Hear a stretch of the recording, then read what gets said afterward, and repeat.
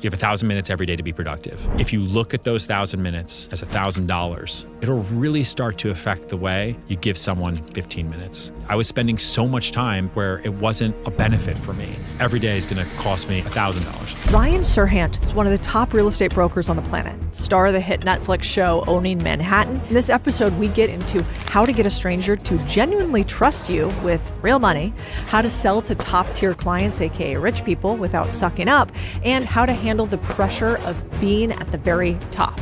If you want to become a certified expert in negotiation, sales, and confidence, you want to listen to this episode. What did you do when you were lost and broke, and what would you tell somebody else who is in that exact same position today? Setbacks are just speed bumps. They are not brick walls. I've been dead broke in the city, and I will never go back there. I will run as far away from that moment as I possibly can. All of the other issues that I've had through my career, I think a lot of people would treat them like brick walls, go home. And success is like right over there, past that corner maybe. What wealthy people are paying for is not information or access, it's confidence. And confidence is currency. How does somebody build their confidence? So, two things.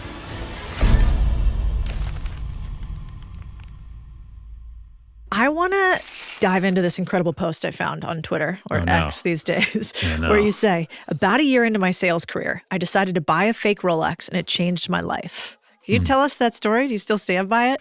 I do still stand by it. I had no money. I was in New York City, and I was faced with the option a lot of people who move away from home, especially who come to New York City, especially in the summer of 2008, come to, which is I either have to figure out how to survive here, or I have to move home, or I have to go get another job. And New York is incredibly cutthroat. Like, it is true what they say. You can either make it here and you can make it anywhere, or you can try to make it here and then you just die. And so the fake Rolex for me was I was trying to find a way to enter rooms not as a broke kid, and enter rooms as the person I wanted to become. So it wasn't fake it till you make it. It was, how do I give myself the confidence when I'm 24 to be future me? And if I do that, then maybe one day I can buy my own Rolex. And as a little kid, you see the Rolex or the Mercedes symbol, and you attach that image to success, power of brand. And so that fake Rolex wasn't about the watch, it was about identity. And it was super helpful for me in like a blankie kind of way. And even though it didn't tell the time because it was terrible, what it did do was remind me that I had very little time because I had no money and I had to make moves. And I would look down at that thing and I'd have to move my wrist around because in a very humid summer, a fake Rolex turns your wrist green. And I didn't want people to see the green on my wrist. And it just reminded me, I better make moves. I've got to go fast. I want my identity to be associated with success, however I can do that, so that one day this could be real.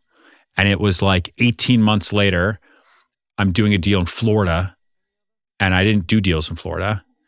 And I walked through a mall, and there was like a Winston's or some kind of jewelry store, and there was a rose gold Rolex Daytona in the airport mall in Florida.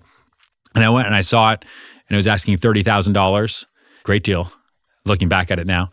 And I went to the woman and asked to try it on, and it was so heavy because I'd never worn a real watch before.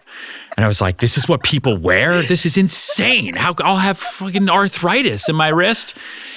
And I didn't even negotiate. It was like, can I just put this on my credit card because I could buy it? And I still have that watch, and I barely ever wear it because I think it's just so ostentatious, but it reminds me so much of those early days for me. That's so good. I went down a rabbit hole on you, and now, you're this huge success, and you have like one of the fastest growing brokerages in the US, hundreds of employees, lots of different businesses, big, huge TV series a couple times over. But I had no idea that you were a soap opera star from As the World Turns back in the day. Yeah. And what I think is cool about that is... Yeah, what do you think is cool about that? Well, first of all, can I show you this picture? I almost don't recognize you without the gray hair. Yeah, I was dyeing my hair back then. Oh, really? It was actually gray, but it was dyed. I started going gray when I was 16. That and acne were my biggest weaknesses. And me trying to be an actor, I moved to New York City to do theater.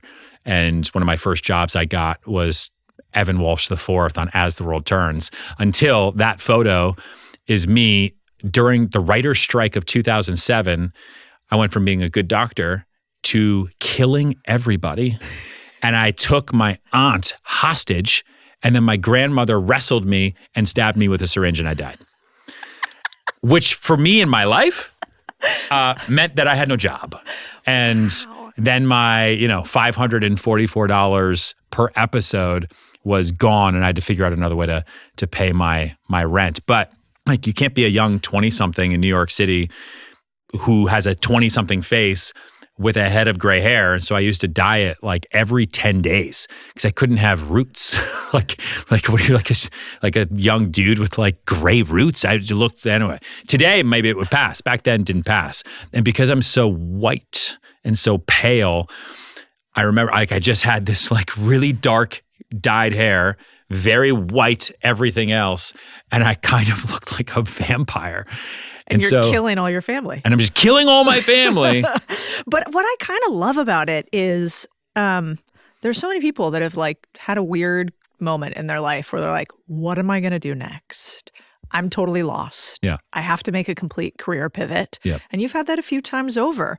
And so even though you're on high now, like what would you say to the person who's listening who maybe now relates to that young Ryan? Like, what did you do when you were lost and broke? And what would you tell somebody else who is in that exact same position today? Setbacks are just speed bumps. They are not brick walls. And you have to determine, one, what is your core identity? What do you actually want in life? At that time, when I was doing the soap opera and doing off Broadway shows, I saw people who what they wanted most in life was just to perform. And it didn't matter if they made money, it didn't matter if they were comfortable. What made them happy was just to perform. And I really had to dig deep inside myself and say, am I okay being dead broke when I'm 70 years old and nervous about rent payments as long as I'm performing? And the answer was just no.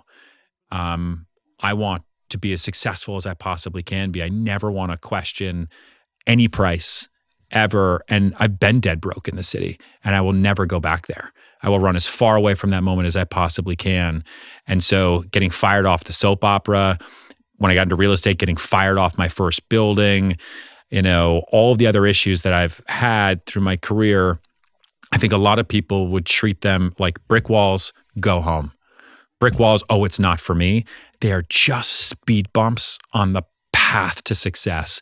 And success is like right over there, past that corner maybe. If it's not, you just got to keep going in the dark because it's probably going to be past the other corner. Mm-hmm. And you will get there the longer you try. Endurance for the win always. So good. Yeah, you had this video that I saw the other day that I loved. You were having a 16-and-a-half-hour day, and someone asked you, what keeps you motivated on that kind of day? And you said, total bars, you said, pure adrenaline tracing through my bones, because the fear of losing hurts a lot worse than the pain of winning. Yes, I do remember saying that. That was a long day because I had to open up our Rhode Island office. And so the day started in New York, helicopter to Rhode Island, appointments back to back to back to back to back to back to back, launch party, helicopter back to New York City, back in the car to do all the work I hadn't done that day. Like the work doesn't go away just because you're traveling or doing other things, and I try to swallow the tired and I try to appreciate the tired. If I'm not tired, then I'm probably not pushing hard enough for better or for worse. But I do agree with that. I think, you listen to a lot of CEOs, a lot of major athletes, and I think they all have this disease where they hate losing more than they like winning. And I definitely feel the same way. Yeah. I know you've said like you want to build the #1 real estate brokerage in the world. We were just talking about how that's hard. And then you've also said, I thought that the Netflix intro was incredible, by the way. Like, I'm coming for everyone. Very dramatic. So good. But I was wondering, like, what makes you so fanatical about what you want to create? You seem like a man on a mission. Mm-hmm. Like, why is that? And like, if somebody else wants to get that kind of obsession, what do they do? I kind of think, why not? Like, if the opportunity presents itself, why not go the distance? I almost feel like it's a divine duty. And we're talking about a very niche industry, by the way. Like, I'm sitting here saying, I want to build the number one real estate firm the world has ever known. So let's go try, because the opportunity is actually there. We have inbound lead flow. We have great growth. We're moving incredibly quickly. I know how to do it. I'm not saying I want to be the number one basketball player in the world. I tried. I suck at basketball. My dad made me play every single sport known to man my entire childhood. I had to play one season to see if I liked it. I was never allowed to quit, and it was the worst. I went to college, and the only way I could go to college is if I took every single class. I wasn't allowed to just do whatever I wanted. So micro, macroeconomics, biology, every lab, it was the absolute worst. But he made me try everything, because he would always say, I'd rather you regret the things you did than the things you never tried. And that plays a huge role in my DNA today. So, like, why not go for it? If I don't make it, at least I tried. Well, it's interesting because sometimes I wonder, I was listening to like Brad Jacobs the other day, who wrote How to Make $1 billion bucks. A few billion. A few billion bucks. Which is such an important 3 words, Like, I love the a few billion is something I aspire to say one day. Yeah, we work with him. Oh, you do? Interesting. Yeah. Well, you've already closed $10 billion in transactions in real estate, right? Or more than that now? 20. 20. Yeah, it's an old stat. Danny will get on that. So you've closed 20 billion. I was curious, like, on those days where you're struggling, you don't want to keep going, you're tired, is there an amount of money that somebody could pay you to make you stop? No, I'm not motivated by money. Like, I've made a lot of money. I would not be here, like, if it was about money for me. Like, money is a tool and a resource to create lasting impact. And so I am far more motivated by the lives of the people that we change on the sales, the buy and the sell side, that we get to work with. I am motivated by the people we've motivated through the TV shows. Like, I know it's insane, but the amount of kids that come to us that are standing outside Serhant House in Soho right now, like literally right now in the rain, who are waiting for me or someone else to come in just to let them see it, because they are so inspired by what we do that they want to get into real estate. For better or for worse, I tell them all to go cure cancer. They don't listen to me. Is far more motivating than anything else. I'm motivated by goals, right? So even on the days that I'm tired, I know that I have goals to hit and achieve, and I've got to go out there and get them. And I think discipline is defined by doing the things you don't want to do, which oftentimes is like, I don't know, I woke up at 4:30 this morning. I did not want to. I didn't go to the gym at 5:30 this morning to do deadlifts because, oh my God, I fucking love it. I disliked all of it, but it's the job, Yeah. I think the fascinating part about watching people on the internet build in public, which has never been a thing we really got to see before, like we didn't see Brad Jacobs on his come up, we didn't get to see, I always really liked, hearing about Charlie Munger and then hearing about Sam Zell, right? And I just never saw them as young guys. So it's really interesting to watch you. And I think, that's probably why millions of people follow you online. It's also why, like, I think what we're doing is a unique social and media experiment. Yep. Like, I built the number one real estate sales team in the United States on the back of a Bravo TV show. I started selling real estate through YouTube in 2015 when it was stupid. By 2019, it was the number one real estate broker in the United States, right? We're doing just over $1 billion a year without a whole lot of tools and resources. So I blew up my life, started my own company, and now we're building the company on the back of Netflix. And if I can do it, I get excited about what phase 3 then looks like, but people do get to really watch the journey. Like, I've been on a reality TV show doing exactly what I do today, just at a little bit of a higher level every year since 2012. So you can go back and you can watch $1 Million Listing New York, season 1, March of 2012. And I am just a boy, like going on dates. It's a lot. To today, if you really just want to see, like, how does a kid who has no idea what he's doing just do it anyway? It's one of my favorite parts because I remember when I first started getting on the internet, let's call it like 3 or 4 years ago, people were like, you're out of your fucking mind. Like, if you really own all these businesses, if you're in private equity, if you actually went to Georgetown and Goldman, why would you get online and do TikToks? What kind of idiot retail investor are you? Yeah.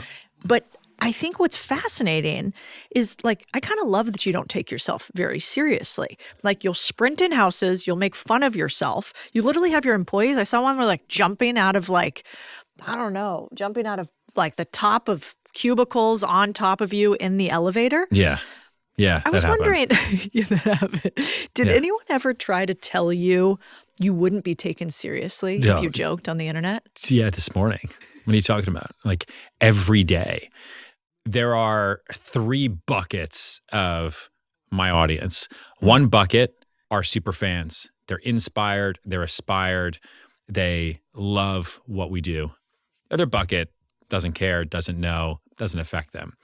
Bucket 3 hates me. And it's jealousy, right? It's a little bit of the peanut butter and jelly. And it's because we've been able to create a large business on the back of what they talked poorly about.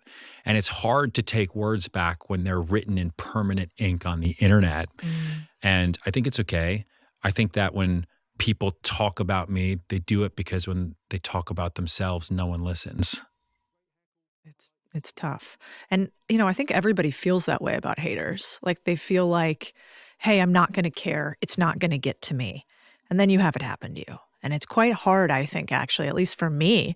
I've definitely had the moments on the internet where it feels like I know nobody actually cares about me, but I've had a moment where I'm like, everybody's hating on me on the internet. So for people out there listening, like, how do you stop caring what the haters think? Like, do you have a practice you do? Were you just born gray hair, don't care? Gray hair, don't care. New tagline? New tagline. Yeah. The Real House Husbands of New York. Gray hair, don't care. What other people think affects no part of my working minutes. So it doesn't really do anything to me. Like, for someone on the internet to say something bad about you, I actually feel bad for them because I just know how awesome I am. Like, I'm just like, man, this person needs a friend.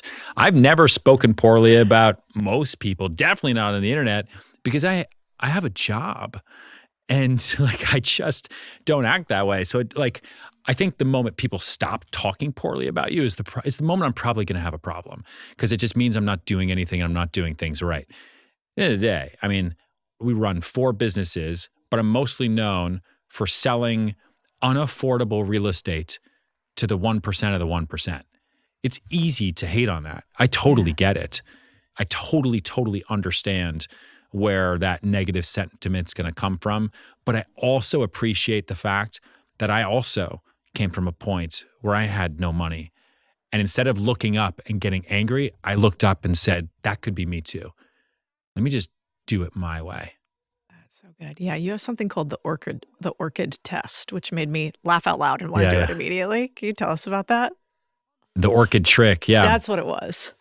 Yes, it's how to handle rejection, because I get rejected all day long. My number one job is to fail. The more I'm pitching, the more I lose. So I want to take as many swings at bat as possible, pitching agents, employees, deals, TV shows.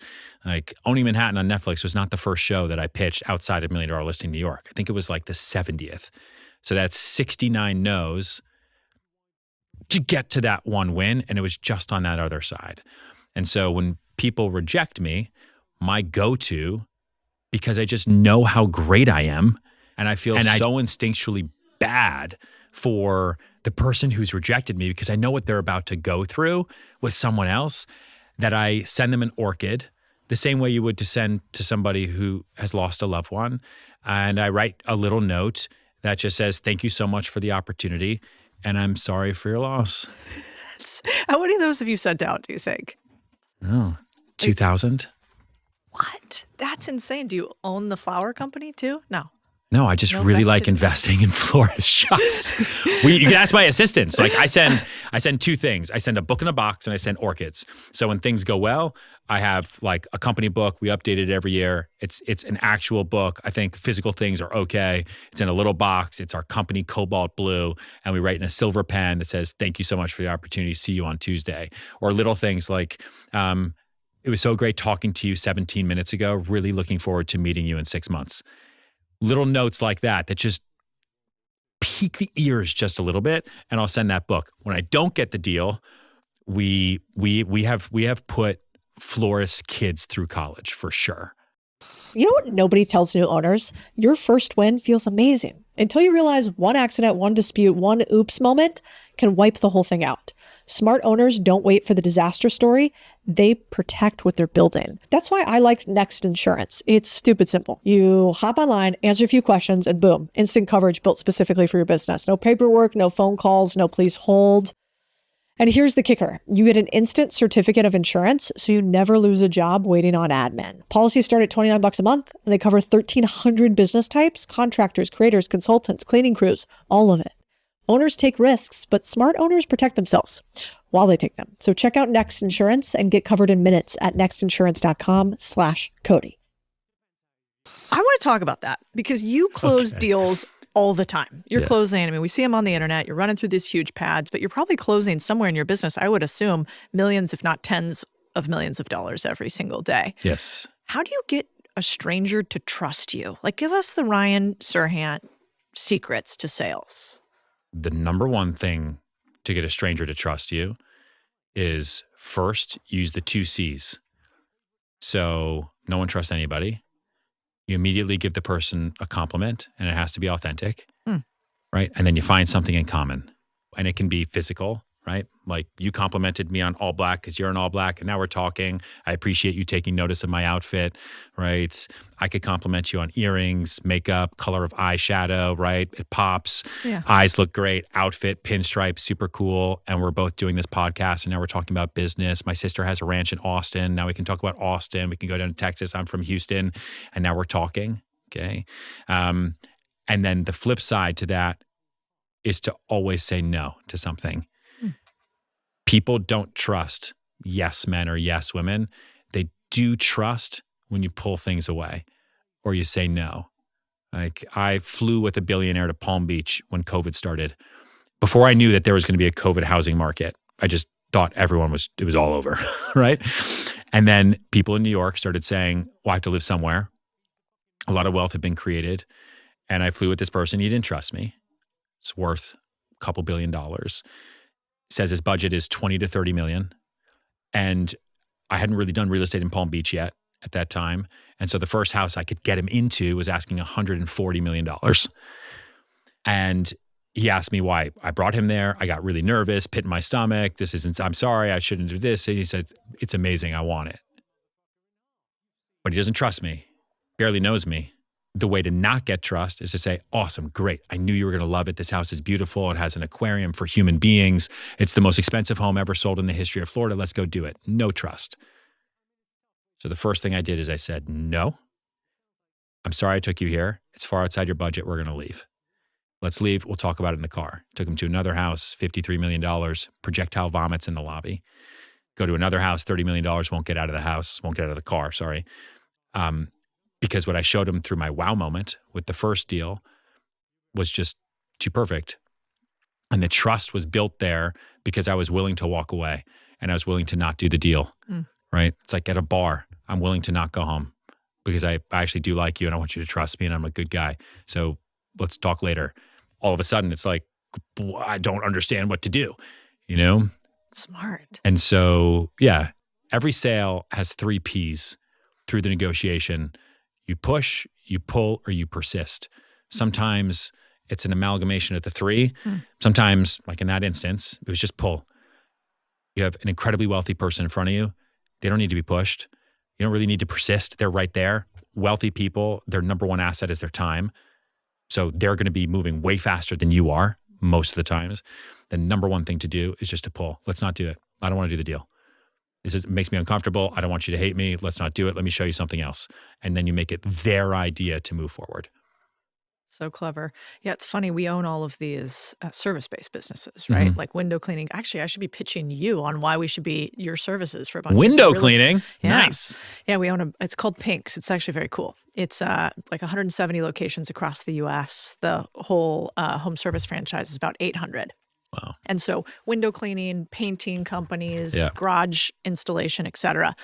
But what's fascinating is we found for a bunch of our new franchise owners, their biggest issue was wallet share. So they always assumed that people would never pay for things that they wouldn't pay for. They're like, I can't picture it because Sure. I can't pay for it. Somebody else, there's no way they're going to. Yeah. And so it's been really interesting trying to break a lot of the team of this idea that rich people actually have a lot of money and they want you to give them a service to Sure. pay for. Yeah. And so what do you tell, I've seen lots of your real estate agents, but a lot of them don't come from money. Like Yeah. they're hustlers. Yeah. How do you get them to understand what it takes to sell to rich people and to break out of what might be their wallet instead?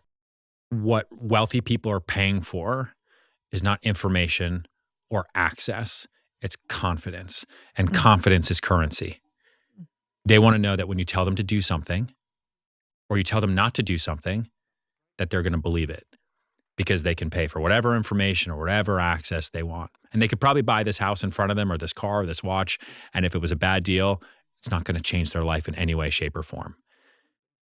But when you have confidence in what you know and how you position this in their life, right? That confidence is the energy currency that will help that person make decisions with you.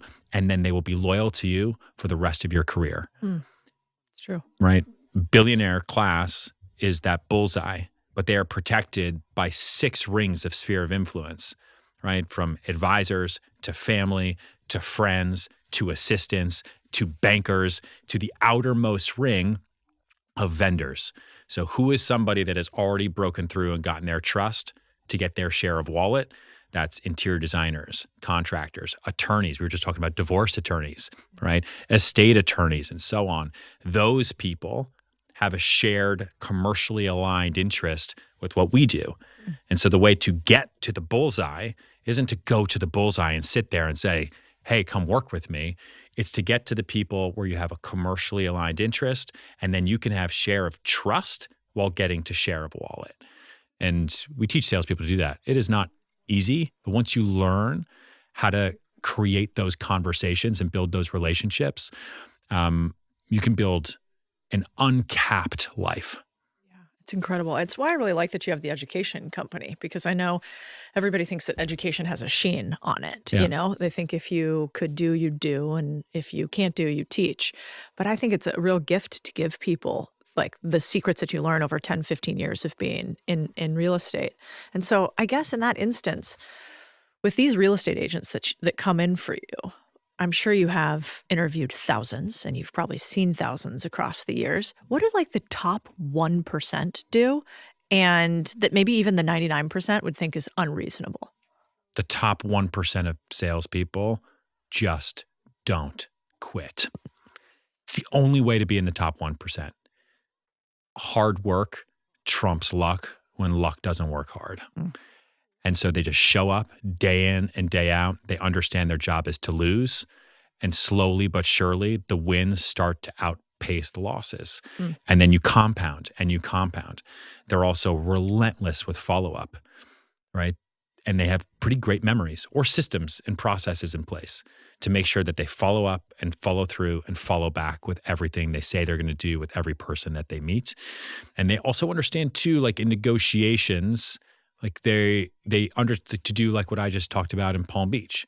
Like the number one negotiation tactic is silence. Silence is violence. There's nothing that drives a wealthy person crazier than not responding. And I see it with me. There is nothing that drives me crazier than when Danny doesn't respond to my text messages. Like I just lose my mind with everybody that works for me that doesn't respond in time. And I know my clients are the same way because when they want something, they want it. How dare you not respond? So you have to respond in real time or don't. Go get another job. Yeah, it's a good point. I mean, I think the richer you are, the faster you move on average. And the one thing I've always found with knowing as many billionaires as we've gotten to know over the years is like They're just faster than anybody imagines. I think a lot of times people think they're always smarter. I'm not sure that's always the case. Yeah. But like they don't waste time at all. And you've actually talked about this. You've talked about how like you can't get some of your billionaire clients on the phone. They're like, the thing is, I don't get on the phone. Yeah. And so do you have any weird quirks like that? Like, will you not do voice notes? I like Mark Andreessen's comment of like voice notes are violence. I think like it's a one-way street. Don't give them to me. I don't want one. You got anything like that? I don't send people voice notes, but I do record my own voice notes, and then I'll listen to them on the way to work. Right? Motivational quotes. Yeah, no, I just talk to myself. I'm like, you got this, right, guy? You can do it, buddy. No, just like instead of having to type, everything I do now is voice. Our AI service is all voice. Everything is voice. And so I'll just talk about ideas so that I just don't forget them, to remind myself to put them into action. Billionaires text more than 13-year-old girls. They just do, for two reasons. First reason is it saves time. And they know that if you try to get them on the phone, what are you going to do? You're just going to try to convince them. And if you can't convince them in writing, you're not good enough. So that's one. Two is so that it's in writing. So you can't go back and say, well, we talked about that. Remember when we had that conversation, we did this? They can just scroll. Anyone who has become that wealthy has gone through litigation, and text messages and emails are admissible in court. And so you just always have to be careful that if you say it, right, you can forget it. If you write it, you can regret it. And incredibly wealthy people get that. Let's talk about hiring. So you're bringing a bunch of people on board. Yes. Lots of people want to work for you. I saw the office. It's amazing. You've got your Serhant all over the sides of it. It's a cool building. Yeah. You've got people lining up. How do you determine if somebody's an A player or not? If somebody should work for Ryan, I would assume you only want as many A players as you can. How can you tell? We haze them physically. Yeah. Figured. Yeah, if you can't take a punch, you can't work here. You can't do that in New York. Texas, we're fine. New Yeah, York, exactly. You guys are soft. Yeah, exactly. Listen, I hire first and foremost for intelligence. If I have someone who's incredibly smart in front of me, even if they don't have the resume, if they don't have the backing, if they don't have the experience, they're just going to figure it out. And a lot of what running a startup is about is not doing things the way we used to do them, but improving on the way we're about to start doing them. And so I used to hire people for experience, and I just hated it because every meeting I would go to would be talking about what they used to do. Right? It's like someone who's, I don't know, been divorced 3 times. Every conversation is about an ex-wife. It's like, guy, move on. Like, talk about the future. And so what I like to do, especially with our executive hires, is I hire for a function, and I hire for raw intelligence, and I hire out of industry.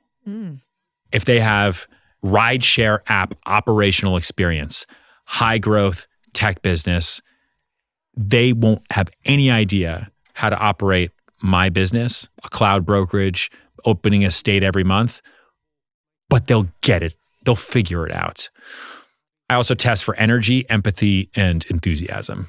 Like those are my 3 E's. And then our 3 key metrics are speed, quality, and experience. If you're not moving a little bit faster, at a little bit of better quality, and leaving an amazingly memorable experience, then we are screwed.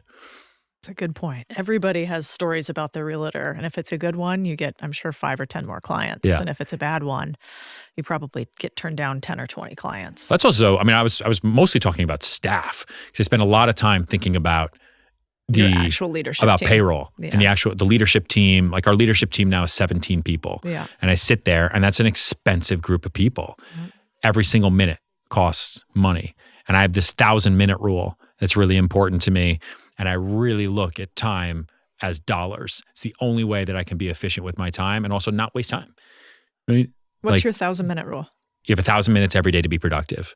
Some people have 800 minutes. Some people have 7 jobs. Some people have 10 kids. It's all different. But on average, right, you have 1,000 minutes every day to be productive. If you look at those 1,000 minutes as $1,000 in your bank of time you get every day, it'll really start to affect the way you give someone 15 minutes, or affect the way you start valuing your commute, for example. And I was spending so much time because I'm in sales. I have no salary. I have no benefits. You eat what you kill. There is absolutely no parade when you make $25 million a year. And there is no pat on the back when you are in bankruptcy. No one cares. You're in it to win it. Okay. And so I was spending so much time meeting with people where it wasn't a benefit for me. Commuting where it just was a complete waste of time. And I was like, how do I re-trigger my brain to think about time like money? Every day is going to cost me, at that time when I started this, was $1,000. 1,000 minutes, $1,000. If it's an hour meeting, that's 60 minutes. It also helped me deal with problems and not have bad days, right? It's like you'll have a really bad call and then you have a terrible day. But if the call was only 5 minutes, would I throw away $995 because of $5? Probably not. And it's not a great analogy because you could have a bad call that could ruin your life. I mean, there's tragedies, et cetera. But like, it was a real way for me to think about life in a relative way that has been a major unlock for how we operate. And so I really try to put our executive team on the 1,000-minute rule as we go. Harvard Business Review wrote a case study on it, thinking that it was the most interesting thing about me when I thought there were so many more interesting things about me. And they're like, no, you're so weird with time management and how you do so many different things. We're going to write about that. Interesting. Yeah. When you were on, I think it was $1 Million Listing was the first show, right? Yeah. You were known as like this amazing sales guy, one of the top real estate brokers, but you also had a little bit of a reputation for being tough, Was that, given you were an actor before, is that like part of your personality? Is this like a persona that you put on? Or are you kind of like a tough guy while also being this funny guy and highly competent? When Millionaire Listing was created, they cast 4 of us on the show. And they said, we're going to film all 4 of you for the first season. You're going to spend a year making this TV show. Only 3 of you are going to make the cut. Oh, I never knew that. Yep. And you think business is rough? That was emotional roller coaster, because the producers would show up to a scene like, hey, I've got this person I want to show this apartment to. It's going to be great. And they would show up and they'd say, oh, this is what you have? Yeah, well, we were shooting with the other guy this morning and he had this amazing celebrity in this gorgeous penthouse. Yeah, I don't know if it's going to work for you. And it, like, what they were doing was poking me and prodding me to make me get better and to figure things out. And I had to not just be like the white, quirky, nice guy. That is boring TV. So if I could be the most vulnerable and have a little bit of an edge, I would not get cut, because I don't want to spend a year. You know how many thousands of minutes that would be? That's a lot of thousands. I would stress out. And so Harvard would not write a case study on you. Yeah. So I kind of concocted this arc where, I'm an introvert. I got into theater when I was a little kid, so I didn't have to be myself. It was much easier moving from school to school to school because I was not good at sports. I was overweight. I had rash acne and I was going gray. And I moved 8 times before 4th grade to pretend to be a tree in theater after school than it was to try to go play football. And the TV show gave me an option to put on a different type of costume, right? And a friend of mine who told me to get into real estate was like, it's theater. It's the same thing. You put on a performance. You put on your suit. You memorize information. You understand the scene. And you say yes and, right? There's some memorization, but it's yes and. How can I help you? You want an apartment? Yes. And what about this? And okay, what about this? And then you help them make a decision that they were going to make anyway, because they're going to move, except they're going to do it with you. And it was a game. And that's how we built. So smart. It's interesting because now that I'm on the internet as much as I am, I see the showmanship everywhere, and you see it in business. I mean, like famously, I was reading about Todd Graves from Raising Cane's. This other person who's become a friend, David Senra, has this podcast called Founders. He talks about this game of showmanship as a leader and a CEO. So do you feel like you carry that into the CEO position, or do you almost have to leave behind this character development? Like, is there a little villain in the CEO, just like there was in the $1 Million Listing? I think I'm way tougher as a CEO than I am as a TV agent. Yeah. You have to be, because the liability is so hard. And a lot of people, need to be led. People want to be led. I am a terrible manager. I hate it. It's not what I do. I have people who manage. I'm a much better leader than I am a manager. How do you see the difference between the two? What's the difference between a leader and a manager? I think that a manager does things right and a leader, right, does the right things. I think that's a Drucker quote more than anything. I think the leader picks vision and stands at the front of the line. The manager makes sure that the line follows the vision. If you think about like Marcus Aurelius and that front line, and one of the ways I differentiate myself, at least in the real estate space, is that a lot of CEOs are in the back. They're in like a high perch, paying for things, and then let's see what happens. Maybe like an idiot, I've got like my broadsword out, no helmet, because this could be my last battle, and I'm in the front lines on a horse, marching around, and I'm like, you guys better follow me because I'm going. And then they're like, I guess we're going too. And that's how we built the company. I feel like I've seen that video. Yeah, probably. We should make that video. Yeah. You really should. Yeah. You obviously have a ton of confidence, or at least projected confidence. How do you think somebody builds that? You've talked about how important it is to have confidence to sell things to rich people. How does somebody build their confidence?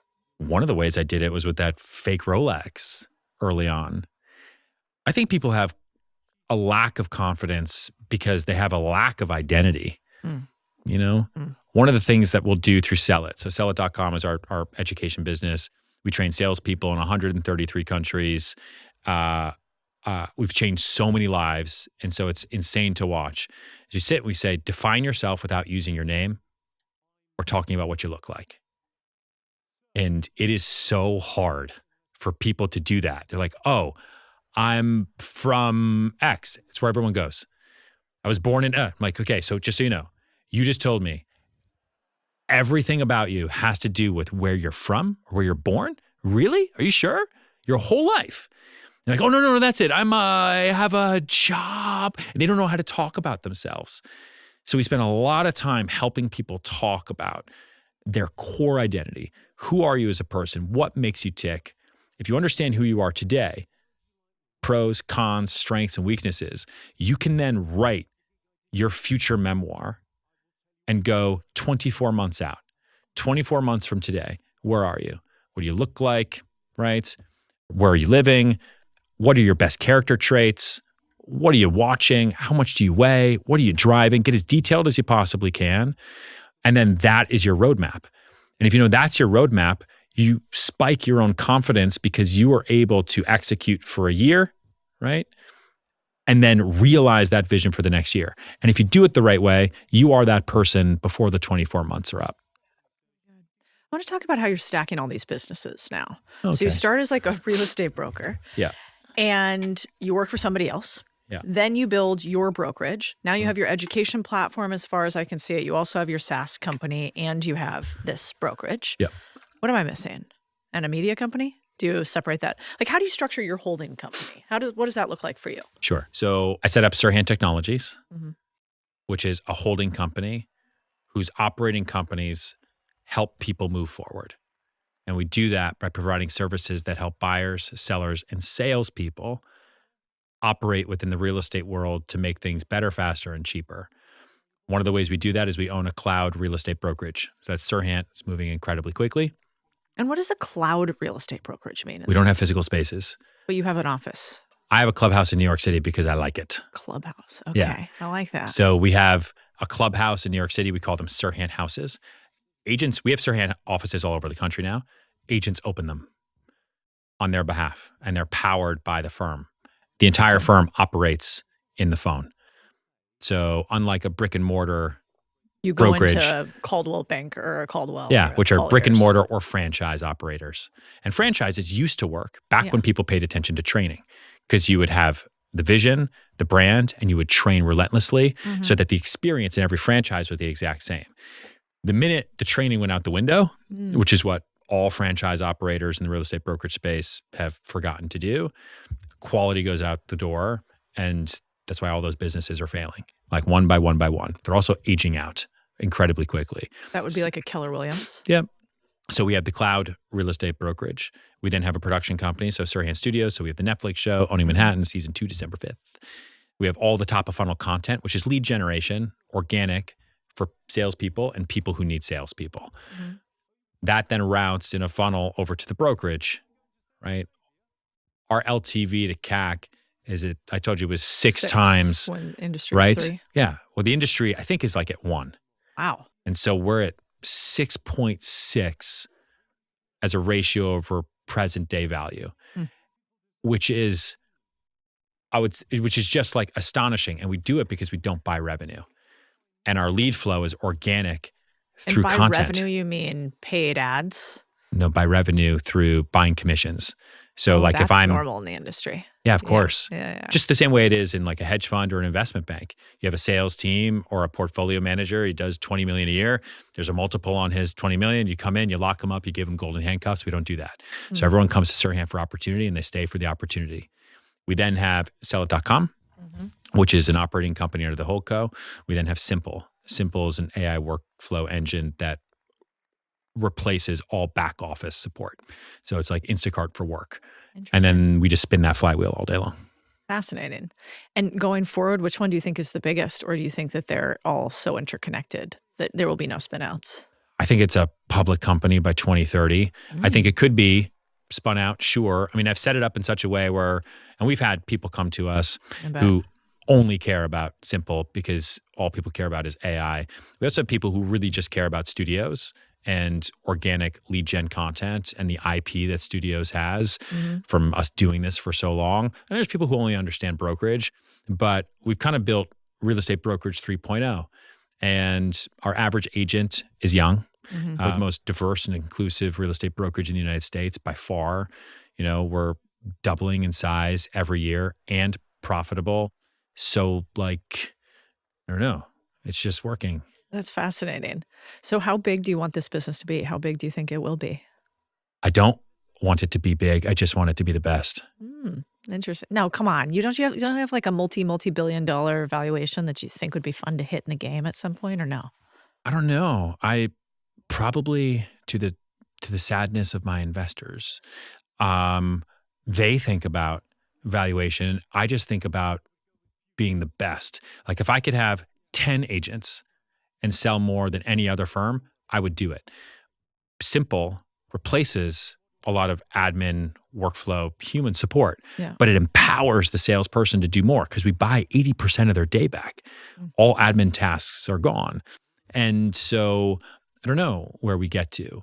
I only care about winning, and it doesn't have to be attached to dollars.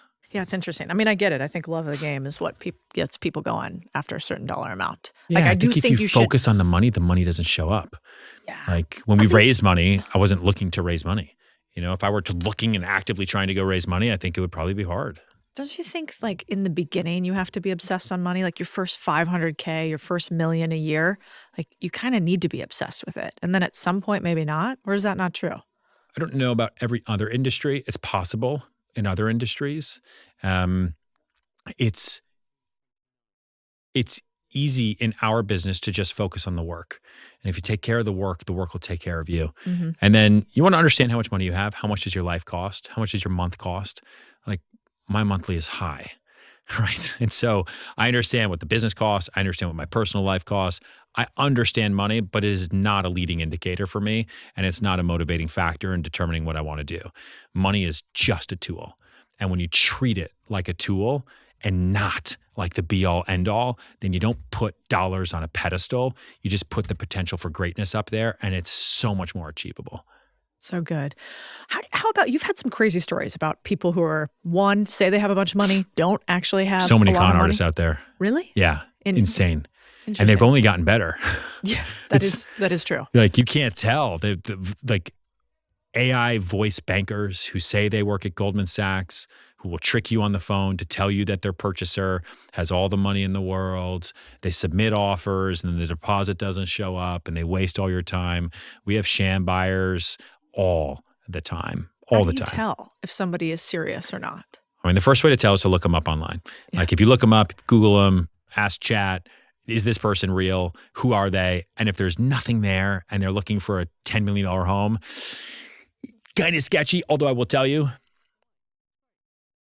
I met someone a long time ago through the internet who said they wanted to buy a place for $8.5 million and they were ungoogleable, but I wasn't doing a whole lot of deals back then. And so I was like, sure, send me a proof of funds. And he DHL'd me a photo of someone in like an African headdress kind of thing. And on the back of it just said that the purchaser's name is good for it and does not commit to things he does not commit to. I was like, I'll take it. Sure, no problem. And he took out a contract and then disappeared for almost a year. And what people told me is, people around the world will do that because they'll take a contract. They'll say it's an American real estate purchase and sale contract. They got it for a good deal because that home I think was on the market at $15 million at one point and slowly made it down to 8.5. And then they'll go to people and say, come in on this deal with me for $10,000. Come in on this for $5,000 for me. And they just steal money from people all around the world as they go. That guy actually did one day wire the $830,000 deposit, just randomly showed up one day and then totally disappeared again and then forgot to close. And then long story short, eventually showed up to close, went and bought what I'm pretty sure was a private 737 that was sitting at JFK and then came back. And it turns out, I think he clears like $1 billion a year in pure cash. I don't know how much he actually makes. And he controls a delta in a very, very, very important passageway for shipping containers in a very, very important and potentially scary place. And he makes so much money that one night he was drunk and he was on Zillow and he filled out a form and I had nothing better going on. So I was just sitting in the office and I responded and I asked him at that first closing, he's bought a lot of properties since then. I asked him, I'm like, why did you even buy this? He's like, to be honest, I felt bad for you. And I'm like, superpower, number one, make people feel so bad for me, they just buy the damn thing anyway. Dude, whatever it takes. $20 is $20. Yeah. I'm in. Yeah, puppy dog eyes, gray hair, don't care. Like, just move on. That's incredible. Okay, I want to close out with, I think a lot of people get overwhelmed negotiating. Obviously, that's something that even Americans, we're not that used to. People get scared about getting steamrolled. What do you do in a negotiation to start positioning yourself like in a power position? If somebody's sitting here and they're like, I don't know, they're trying to get a raise. They're trying to interview for the next big job. They're going to the next level of the game, but they don't know how to get in the power position in a negotiation. Yeah. What do you do? Two things. First thing you just have to remember, the best negotiators, they don't talk, they translate. I see salespeople all the time, employees trying to ask for more raises. They don't know what to do. They don't understand their value. And so they just talk.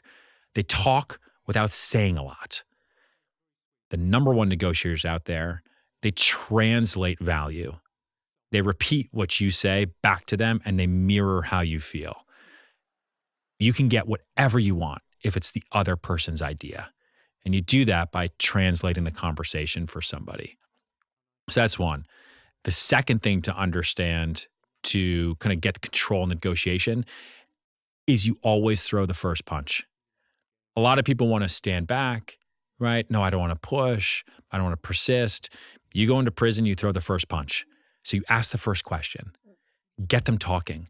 People love hearing themselves talk, especially grown men. They just love the sound of their own voice.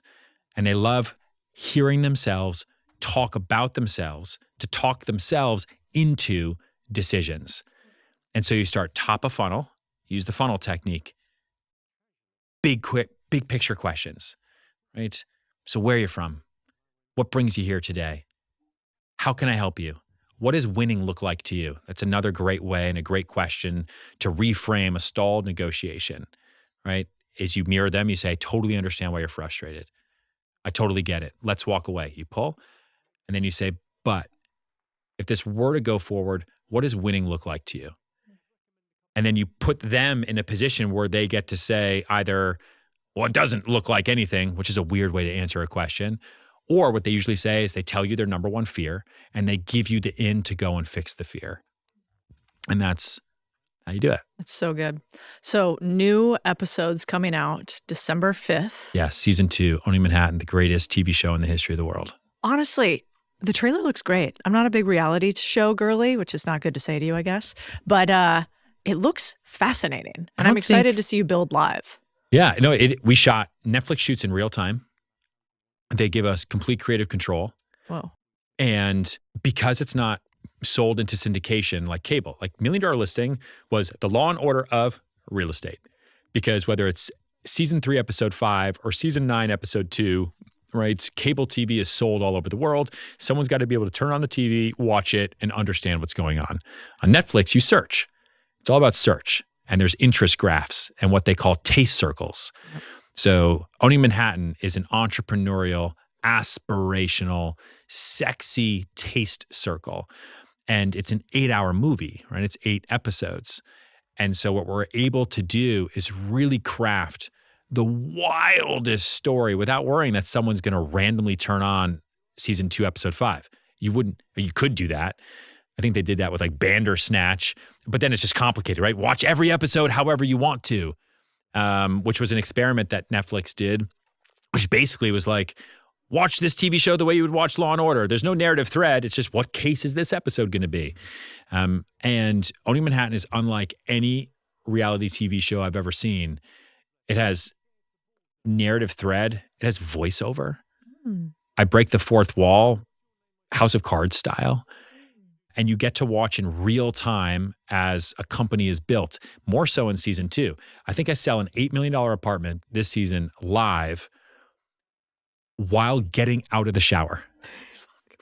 From the negotiation towards deal done, I am butt naked to putting on my shirt between both parties. And the camera barely even cuts. Like, I've never seen anything like that before. And I think it's the evolution of the genre. I think people are sick and tired of knowing what's coming next. And Owning Manhattan is the exact opposite of that. That's why we deadlift, even when you don't like it in the morning. That's why you're up at 4:30. Eat the frog. Yeah. Ryan Serhant, thank you so much for coming on the show. Thanks for having me.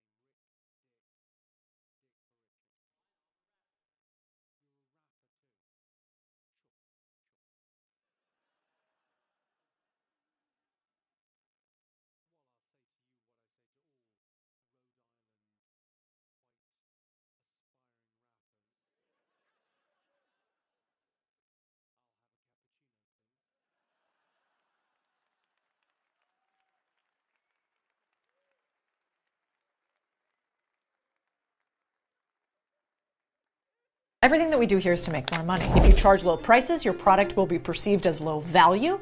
Increase your prices, and you will not only make more money, but people will actually use your product and value it more. This is pricing psychology that few understand. Here's how Steve Jobs thought about it. Our goal is to make the best personal computers in the world and to make products we are proud to sell. What we don't realize mostly is that pricing is the ultimate growth lever. Yet most small businesses fail to pay attention to it, and if they do, they tend to underprice out of fear. The reality, get it wrong, you'll hate your customers. Get it right, and you can help yourself build a profitable, resilient business that customers respect and pay for. So today, I'm going to go through how do you price your business better. Your action steps are going to be these. Hello and welcome to the Big Deal podcast. I'm Codie Sanchez, and this week we're doing something a little different. If you've ever asked, why do you make these videos? Well, I own a portfolio of businesses, and we invest in small businesses across the country, and we invest in the infrastructure and technology of the companies that build our small businesses. So part of the reason why I am doing these episodes now on Build is so that you may one day partner with us. Maybe you let us invest in your company. Maybe we grow alongside you. Maybe even sell your company to us. So I hope you make more money. I hope you build it in your community. And also, I hope that you build a small business so I don't have to go to any more chains. Without further ado, let's get into it. If you want to make more money, the easiest thing to do is actually sell things for more money. If you charge low prices, your product will be perceived as low value. Increase your prices, and you will not only make more money, but people will actually use your product and value it more. This is pricing psychology that few understand. What we don't realize mostly is that pricing is the ultimate growth lever. Yet most small businesses fail to pay attention to it, and if they do, they tend to underprice out of fear. The reality, your pricing dictates your profits, customer quality, and brand perception. Get it wrong, you'll hate your customers. Get it right, and you can help yourself build a profitable, resilient business that customers respect and pay for. I wish more people paid attention to the powerful levers in a business that pricing is. Set it wrong, you struggle with thin margins, weak growth, and constant pressure to sell even more just to break even. So today, I'm going to go through how do you price your business better. Your action steps are going to be these. 1, raise your prices. If it's been over a year, you're behind. 2, compare against competitors. If you're the cheapest, you're likely undervaluing yourself. Also, remember guys, you can only price yourself the absolute cheapest to the bottom. There is no value in being the second most cheap. So why play that game anyway? 3, you're going to test and track, increase prices incrementally, and measure customer response. 4, I want you to offer tiers. This is how you capture different customers with different pricing levels. Most people charge one price, you're going to expand at least 3. 5, this is how you communicate value. You frame price changes around quality, not just cost. And then 6, monitor and adjust. You don't set it and forget it. So here's my guide on how to raise prices so that your customers thank you for it. I built something for you builders. If you are building a business right now, I think this is the playbook for scaling businesses. We call it our contrarian operating system. It's how I manage all of our businesses to both grow really simply, but consistently. And it's free for you. If you want it, just click the link in the show description and try out the operating system. I really think, you guys, if you want to have a business, not a job, you have to have a system and a process and not a hope and a prayer. If this is useful for you all as well, you can talk to my team. We have tons of resources for builders. I am here to make sure you succeed. In our portfolio, we've realized if you don't understand pricing, your business will be held back from ever hitting its potential. It is oddly overlooked. So let's jump into some examples. I think the best way to learn is by modeling. Let's look at YouTube. YouTube TV has raised its prices by 137%. 2017, they launched, it was $34.99. And by January 2025, it was $82.99. Remember when YouTube TV was the cheap alternative to cable? I mean, I remember this. 5 years after launch, the price doubled. Fast forward to the hike in January, and we're starting to wonder if it's a ripoff. Think YouTube ever felt anger at increasing their bottom line? Nope, not really. While prices are rising steadily, so are paying customers. They're estimated to surpass every other ad live TV platform by 2026. 8 million paying subscribers at the end of 2024, so like 600 million in revenue. But they're not the only massive companies to successfully raise prices. We've got Netflix. Netflix raised their prices from $8 a month in 2007 to $23 a month today. And then they lost a few customers, So they lost some in the beginning. They lost 1 million customers when they increased their prices the first time, but today they have 300 million paid subs. You know what's wild? Over the last 2 weeks, you are the only reason this podcast has grown. I don't know if you're new here or you've been here for a while and y'all just started sharing more, but you were the only reason that we continue to climb the charts and hopefully provide more and more value for you. We just moved up from top 100 to top 50 in biz on Spotify, which is cool. So thank you for sharing with your friends, and thank you for sharing with your employees, and thank you for sharing in your Slack groups and social media and everywhere else. And if you like this podcast, please do send it to another human that you care about, because you are a big deal to me, and I know they are a big deal to you too. So that's a beautiful thing to do. Thank you for sharing the pod. What's wild is they're obviously more profitable. I mean, if you look at this, you can basically see that we have increased margins and users at Netflix. What I thought was interesting, and here's where we're going to steal their homework, is they do it by offering multiple tiers. So if you want to stay at the lower tier, you can. Your wallet doesn't get hit. They use an ungrandfathering strategy, so you don't get to stay in your price point forever. At some point, you just got to keep moving up. And they realize that if they have the best content in the world, people will continue to pay. Now, another one, Starbucks. They had to raise prices due to inflation supposedly in 2023, and they got killed. They got murdered for it on TV. Everybody said it was terrible. But then what happened? Well, they actually increased their revenue that year. So they were estimated to do like 9.28 billion. Their actuals in 2023 were 9.37 billion, and they made more money. Instead of having negative traffic to stores, they were positive. They increased their average order value. And the same thing happened for Amazon Prime. You know, they basically went and tripled their price since they first started in 2025. Now, I think the moral of the story here is if big companies are doing it, it doesn't always mean that your little company can do it, but how can you steal their homework? So how do you raise prices and have customers thank you? First, we're going to go with value bundling. So YouTube is streaming the Super Bowl. Amazon just added new Prime benefits. Starbucks just launched a new favor. How could you quit now when they have something that you want? In our business, that may be something like, let's say, that you run a small window cleaning company, like we do, Pinks. Well, in our window cleaning company, if you want to have the new power washing service added one time a year, you need to be on a recurring payment plan. So we bundle it. That keeps you in a position. At Contrarian Thinking, if you want to come to all of our community events, well, that is only a possibility if you stay with us in one program. So we're going to bundle. Second, market position assessment. This basically is a study where you need to look at your customers and see how indispensable you are to them. Netflix, well, the friction of changing habits outweighs the friction of paying $2 more a month. That's the same with me for my gym. I kind of don't want to go to anyone. The gym's located close to my house. If they raised my price $5 to $10 a month, I probably wouldn't care. This is also why you want to sell more things to rich people, because they actually much more value convenience and continuance as opposed to price and discounts. So you want to ask yourself, for my user base, how much do they absolutely need me? How much do they also not notice what's happening? Landscaping, let's say. If you have to go out and you find a new landscaper, they can't come, you have to schedule somebody, you might actually have more price defensibility than you think. 3, tiered implementation of pricing. So what does this mean? It means that you look at your customer segment, and over the course of the next 3 months or 12 months, I want you to do one thing. Okay, my highest value customers, I'm going to add some value to the offer that I have for them, and then I'm going to increase their prices. Then I'm going to go to my mid-tier. I'm going to do the same thing. Then I'm going to go to my lower tier. I'm going to do the same thing. So every single segment gets increased in price, step 1. Step 2 is going to be the low segment gets an offer to go to your mid segment.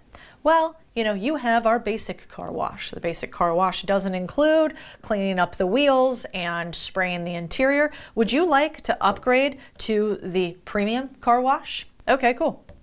Upgrade to that. So now we've not only increased the price of the low, the mid, and the high, but we're moving customers from low to mid to high. They have a choice in both, and they get value in both. Lastly, we do the math. Everything that we do here is to make more money.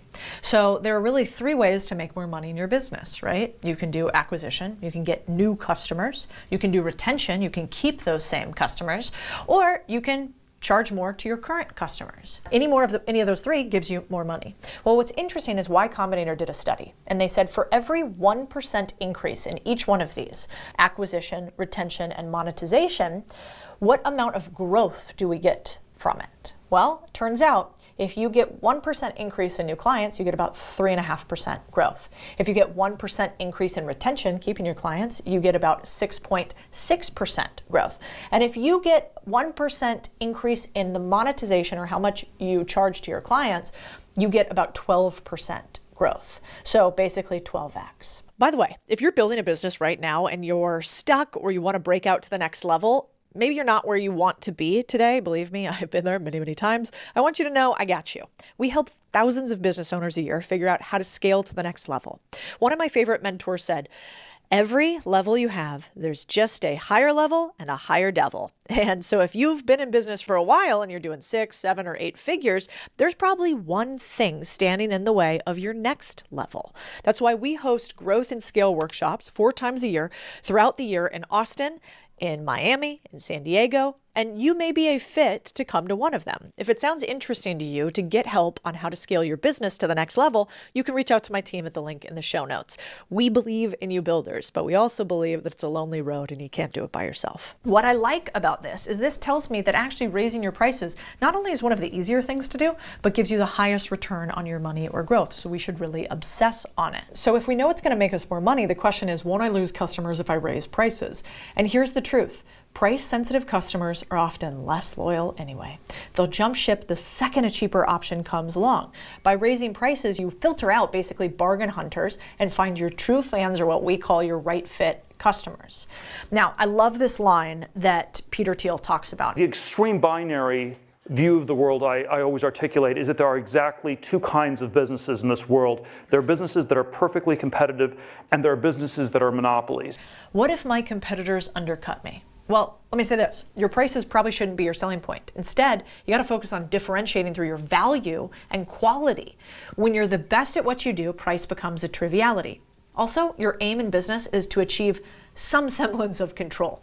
So the ability to control is to set prices. This happens when you've created unique value. And I know monopoly sounds like a bad word, and it often is kind of. But Peter explains why it's not what you think. What if I can't raise my prices? You can. So how can you tell if you should raise your prices? You may just be too scared to raise your prices. And so these are the telltale signs your business is ready to raise. Number 1, you're selling out or can't keep up with demand. When you're drowning in orders, it's a clear signal the market is willing to pay you more for what you offer. Raise prices to align supply and demand and keep some sanity. Number 2, if you haven't raised your prices in over a year, then you need to. Inflation alone justifies a 2 to 5% annual bump, and your costs have definitely increased. So if you keep prices stagnant, that means you actually lose money. Inflation is the benchmark, but most of my portfolio companies are on a 3-month rotation. So every single 3 months, we look at the right pricing. Number 3, if your competitors charge more than you, have you done an evaluation of your competitor pricing? If you're pricing significantly less than them, it's a negative signal against you, actually. Because remember, price is an indicator of value. So if you let low prices paint the wrong picture, you might be making less money and losing sales. So that's why we get to number 4, which is preserving a premium image. Would you think highly of a Louis Vuitton bag if it cost $30? High-end brands aren't bashful about their prices. They filter out penny pinchers and they actually signal value. Here's how Steve Jobs thought about it, and I think it's pretty perfect. I can tell you what our goal is. Our goal is to make the best personal computers in the world and to make products we are proud to sell. We just can't ship junk. There are thresholds that we can't cross because of who we are. We want to make the best personal computers in the industry. Number 5, if you don't have multiple price tiers, you need to. Different customers have different needs and budgets. So basic, pro, premium, this is how you capture a wider range of the market. I like to start with 3. You can always add more. I have not met a business yet that does not need multiple price tiers. Every single business does. In fact, we had one business where it was a landscaping business, and they basically offered an RFP, a custom quote for every single user. And they thought that sounded good because they were really scared about messing up price amounts. But instead, what do? They gave 3 options. Here's the basic, here's the pro, here's the premium. And they made sure that they had enough wiggle room in there that those prices covered just about anything. Number 6, your commercial and retail rates are the same. So B2B clients have deeper pockets than consumers. Don't be afraid to charge them accordingly. Usually there's the rule of 20 to 100. So a 20 to 100% premium for commercial work is standard practice. If I charge a retail customer, me, $20, I can usually offer that price somewhere from 40 to 120 for a commercial work. 7, if you don't offer subscription options, this is like the holy grail of pricing. Predictable recurring revenue makes you less reliant on one-off sales. I like how YC partner Aaron Epstein explains how SaaS businesses make a killing here and why most other businesses fail. Let's watch part of this really quickly. We also see that SaaS businesses are most likely to make the top 100 list. This means that customers keep paying them every single month or every single year until the customer explicitly says to stop. Number 8, you don't incentivize longer commitments. If right now you don't incentivize longer commitments, you should. The longer a client commits, the more valuable they are. So offer discounts for clients who sign 6 to 12 month contracts up front. It's a win-win. They save money, you get guaranteed cash flow. So what I would say is on this one in particular, at all of our scaling workshops, we look at everybody's prices and we make sure that we also try to accelerate cash forward. So price changes don't always have to mean you charge more. It might mean you charge less, but they have to pay more upfront. So we need to get really creative with this. One final note, it is actually very possible to shoot yourself in the foot with raising prices. And here's the wrong way to do it as shown by Netflix. So Netflix absolutely killed their price range recently. The most recent Netflix price range was all over the internet and people hated them, and maybe rightly so. Here's what they did. They had an update that said this. You can see it right here. Hey, Joe, thank you for being a valued member since 2019. We hope you're enjoying everything Netflix has to offer. We're updating your monthly price to $17.99 pre-tax on March 21st, 2025. So instead of doing a magic moment, they said, you've been a valued customer for years. For no reason whatsoever, we're going to materially increase your price. It went from being $7.99 to almost $28.28 after taxes. And you can see the internet was like, rah, losing it. What could they have done instead? Let's rewrite their hook. Joe, you enjoyed 57 hours of Netflix last month. That's about 12 cents per hour last year. We hope you continue to enjoy Netflix. We have had a slight increase in price that will only increase your price to about 18 cents an hour, 20 cents an hour, whatever the math is. You guys can help me out. Also, they added 0 ounce of personalization. It falls flat. Remind your customer how they trusted you instead of reminding them how long they've been with you and how you don't care. The other thing that they didn't do is this email that we see here, I'm pulling it up on screen, it basically says, what's coming to Netflix in March of 2025? It feels like they're paying 20% more for a service that makes their life worse anyway. This email should have made them feel like they were personally funding more amazing shows, adding value to the subscription, not taking it away. What they do here is they put a bunch of shows on there that people don't seem to be excited about, that don't have big names and big headlines on it. They don't say what's coming. It kind of just seems like they're signaling. Also, it was too short. If it was me, you want to add some personality to it. I know they want to be short and sweet, but it just came off as curt. They don't provide any context, so customers provided their own like this. A company worth $416 billion that added 41 million new customers in the past year wants more of my hard-earned money. Terribly communicated. And for that reason, they took a big stock price hit, at least for a period of time. So if you're a small business and you don't have too much weight to throw around and you can't just not care like Netflix does, my friend Patrick Campbell has a great thought on this. 1, we take the 8 reasons why to raise your company that we've already talked about. 2, we think about how to show that you care. Hey, we know that tariffs are happening across the country right now. Instead of raising prices to perfectly match that, we only raised it to cover our costs to make sure that we can still keep the lights on. Thank you so much for being with us. We will continue to do everything possible to make this service at a reasonable cost for you. Just tell them the truth out loud instead of saying we want to do it no matter what. Moral of the story, guys, if you don't raise your prices, you won't have any margin. If you don't have any margin, you won't be able to beat your competitors. And the number one rule of business is whoever makes the most money wins, because they can just pay more for your customers. And eventually, because you were being nice, you will be out of business. If you guys liked this episode and you want to hear more, please tell me. The only way this podcast grows is when you guys share. So thank you so much for sharing the Big Deal podcast. You guys are the ones that help this grow. Let us know how you felt about this build episode. And if you tell me in the comments what you want to say to raise your prices, I'll respond back and tell you if that is a terrible idea or not.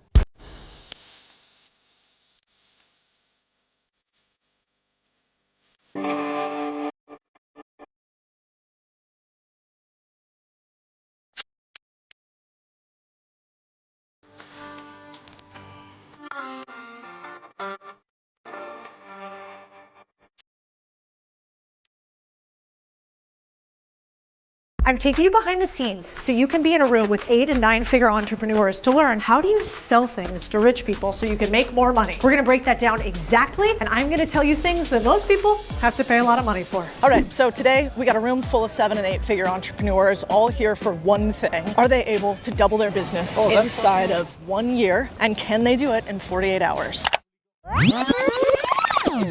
Where are we right now? Miami. I want to do more showing and documenting as opposed to creating. Like, we're not a traditional business creator in the fact that I run a bunch of businesses. So I'm not just talking on the internet about stuff that I'm doing. We run a holding company, we have a venture capital firm, we own one of the fastest growing trade franchise companies. I try to squeeze as much time out for content as I can, but I don't have a ton. And so if there's a chance for me to actually just talk about what we're doing and people can see it live as opposed to yap on the internet, I'm into that. What happens when you get in a room with 100 other people who are building businesses 7, 8, and even 9 figures? You realize that there's 3 things in business that you need to nail or you'll never make any money. What's up? Thank you. Can I trade you? What's up, man? Hey, Cody. I didn't know you were going to be here. I'm so glad. And the first one is, do I even have the right customer? We call this avatar analysis. What's going on, guys? How's it going?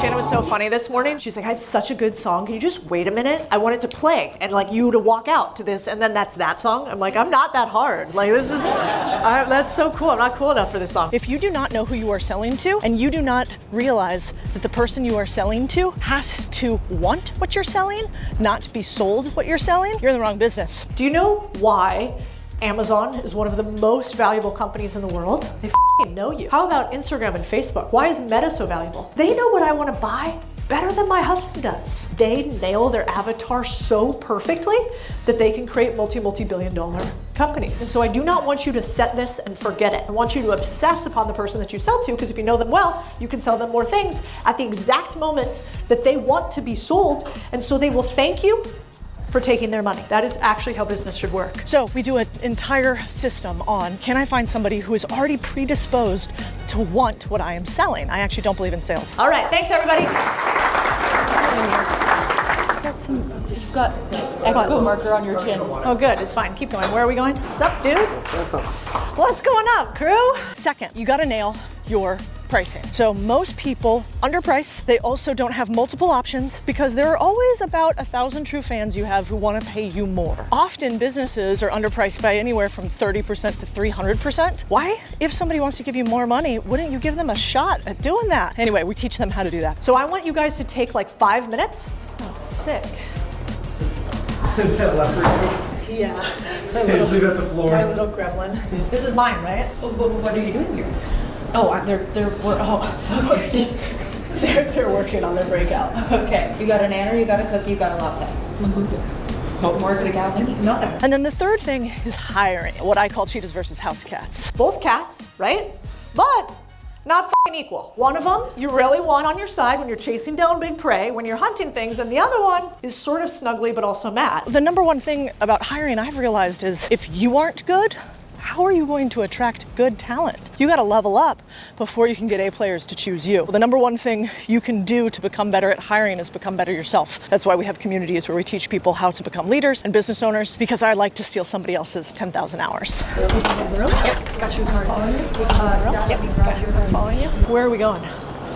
Oh, there's an elevator. Right. Okay, Liz. Tell me what the difference between your relationships with the people in the 8-figure room and the other room are. 8-figure entrepreneurs are really easy to help, actually. Why? Because when you have more money and more resources, if I fix one thing in your business, it's very easy for you to get a 7-figure return on your time. I think a lot of times, what do we obsess on? Goals, right? I always say, don't tell me what you want to get, tell me what you're willing to give up. And I think in business, it's don't tell me what your goals are, tell me what you're tracking. Are there any people in that 8-figure room that run a business that you think would shock people how much they're making from it? Yeah, there's a woman in there that has a feed business for milk cows that does 9 figures. You don't put a GPS in your car and go, maybe, I don't know, we might make it, we might not. You're like, no, we're gonna make it because I'm tracking the right things. It's so much easier just to grow big businesses. Like, I could just keep doing that, but trying to show people how to go from 0 to 1, hands down the hardest thing that I do. That I'm an idiot that believes in something, which is that I believe we should have more ownership in this country. It's what I think people need help with. It's also what we get shit on the most on the internet, because everybody loves to say reasons why something won't work.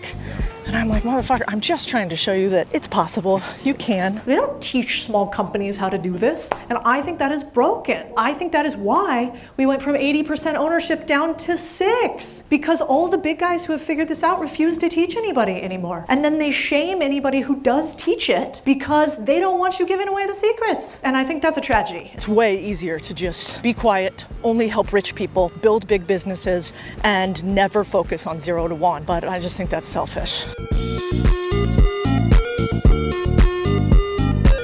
Hey you, do you want to come to an event just like this? I've got you covered. We're throwing our biggest ever in-person event right here in Austin, Texas. It's called Main Street Over Wall Street, MSOS for short, and it's where the best builders, buyers, and investors come together. You'll meet billionaires who built empires with boring businesses, investors ready to find you, operators looking for partners, and buyers and sellers for just about any type of business. You'll rub shoulders with Navy SEALs and garbage men and SBA staffers whose whole career is dedicated to supporting business owners and future business owners. This is not a conference. It's a call to arms. And if you're not the type of person that likes to go around and make new friends, don't worry. We've got all these like private little workshop style intimate moments where you can even meet people face to face, and we'll help orchestrate it. So if you're ready to buy a business, build a business, or learn about small business, get your tickets. They actually go up next week. We're about 90% sold out, so we'll see you in Texas. Do you know there are lizards here that change colors? This is totally unrelated. I did not know that. You a big reptile person? I'm a big animal nerd. I was listening to you on the phone yesterday. You were talking about a YouTube video. Man, our audience really does not like cinematic shit up front. They want the numbers and whatever. What's it like having to wear not only an entrepreneur's hat, but also thinking more about the creative side of things? It's my favorite part right now. I've just done finance and investing and running businesses for so long, but I'm pretty new at media. Contrarian Thinking, the media company, has revenue as its main goal. Very easy for employees to understand. But it also has followers. Why? There's a big mistake, I think, in business building. Haven't you heard a lot where people say that you should have one North Star metric? If you follow your North Star, you'll win. And I think that's why so many companies fail. In order to steer a boat, if all I do is have one North Star, aka one left oar, what happens?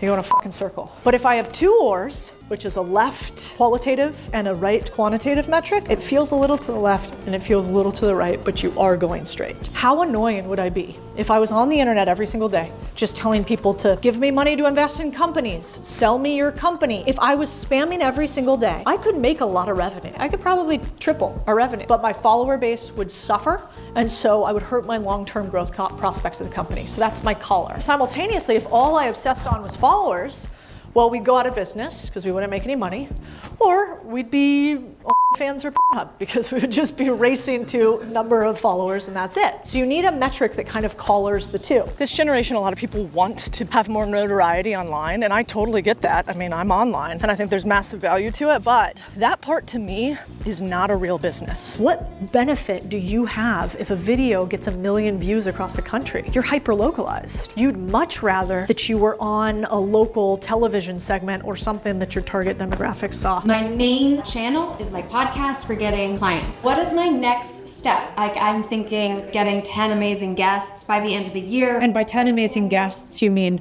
10 of your clients who you have made money? Oh, right. Well, that's a good one. That would be better. Because let me tell you why. If all you do is get 10 amazing guests, say I get on your podcast and I'm like, well, I've got Alex Cooper. on. She's one of the biggest names out there. Joe Rogan on. I've got whoever on the podcast.